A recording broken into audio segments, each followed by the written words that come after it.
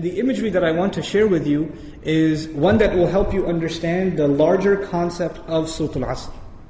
Imagine with me that you are drowning. And you are unconscious. Two things. You're drowning and you're unconscious. Do you have a lot of time? If you're drowning and you're unconscious, do you have a lot of time? No, you don't have a lot of time.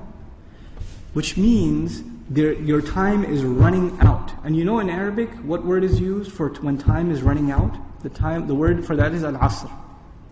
And asr literally means time that is running out. It's the last part of the day when the day is running out. It's time of asr prayer.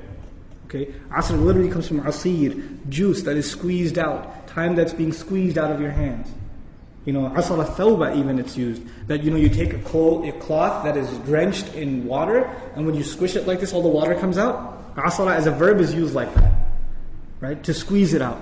So Allah talks about this time. You're drowning, you're unconscious, your time's running out. What's the first thing you need to do to be able to survive if you're in that position? If you hope to survive, what's the first thing you're going to need?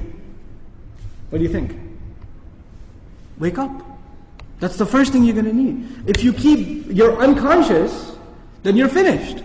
The very first condition has to be you have to wake up. And even if you were in the most wonderful dream, and in your dream you were enjoying the greatest success, you're driving a Ferrari down, they have these car commercials with the hills and the highways on the side, the water on the other side, right? You're in one of those cars, the top's been dropped off, and you're just cruising along the highway, enjoying life. That's your dream. But when you wake up, what do you realize? You're drowning. You're underwater. That's the first condition. You have to wake up. Once you do wake up, you say, oh man, this is a nasty reality and I was enjoying such a good dream. I should go back to sleep. If you do that, what kind of person would you be? Insane. You'd be insane. Or someone at least who has no courage to accept reality.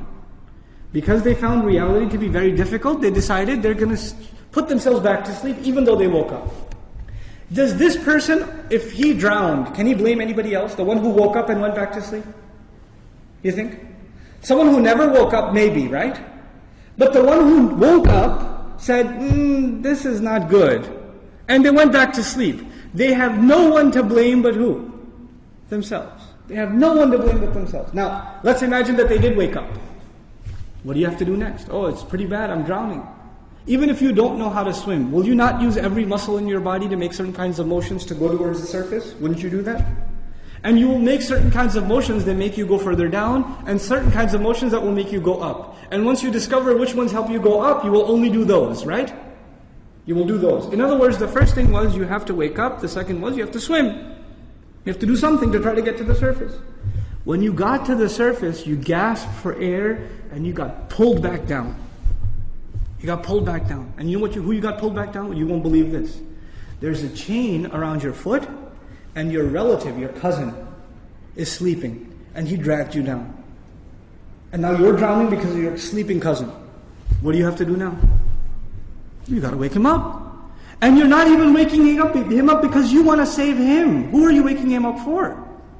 Maybe you want to save him, maybe. Maybe you don't even like your cousin, I don't know, right? But what's the point? The point is you're trying to wake him up because if you don't wake him up, who's also going to drown? You yourself. So you wake him up, and he says, man, I was driving a Ferrari, you woke me up for no reason, I'm going back to sleep. Forget you. Can you just say, okay, well, I didn't like you anyway, suit yourself? Can't do that. If he goes to sleep again, what are you going to do? No, man, wake up, let's go, we can't give up. You can't not accept reality. And you have to keep trying to wake him up until he finally says, okay, fine, what do we do? He says, you say to him, let's swim together. Both of you come up together. The third time, you both get pulled down by your grandmother, by your aunt, by your neighbor, by your son, by your daughter. Does the process continue? The process continue? There's a 4-part process to this people surviving. The first was they had to wake up themselves. Then they had to try to swim. Then they had to tell other people that they're tied to, this is the truth. Let's go. And even if they got tired and one of them said, man, I can't do this anymore. We've been doing this now over and over again. I don't know if I can do it anymore. And the other one says, no, We are all going to survive together. You have to do this. Come on, let's go, let's go, let's go. Keep going, keep going. You ever seen those kinds of movies where they're trying to escape from some army and one of them gets tired and says, I can't run anymore. And what do the others do? Come on, let's go, let's go. We can do this, we can do it. And they get him to run anyway, even though he thinks he can't run anymore. They work with each other because their survival depends on each other. They work together desperately. What does Allah say at the end of this surah? First He says, إِنَّ الْإِنسَانَ لَفِي Wal asr, first of all, time's running out. Then He says, إِنَّ الْإِنسَانَ لَفِي خُسْرٍ. I'll translate it, human beings are drowned in loss. You see the parallel? Human beings are drowned in loss. What's the exception? إِلَّا الَّذِينَ Those who believed. Believed what? Allah didn't say آمنوا بالله وملائكته وكتبه ورسله واليوم الآخر والقدر خيره وشره من الله تعالى والبعث بعد. Nothing. He didn't mention anything. Even though all of those things are included. According to the siyaq of the surah, the context of the surah, what is the first thing these people have to believe? That they're in loss. That they're drowning. And if they do come to believe that, and they correct their iman, what's necessarily going to happen? They're going to swim and move upwards. How does Allah describe this action? وَعَمِلُوا الصَّالِحَاتِ. They do good things. They do things that help reconcile the situation. By the way, salih is an adjective here, salihat, jama' mu'annath salim, which literally means that which corrects something.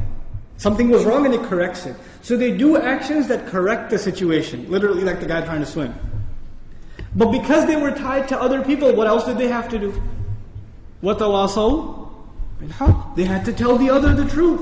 And it's not even أخبروا عن they told them about the truth. No. You have to wake him up and let's go, we have to go.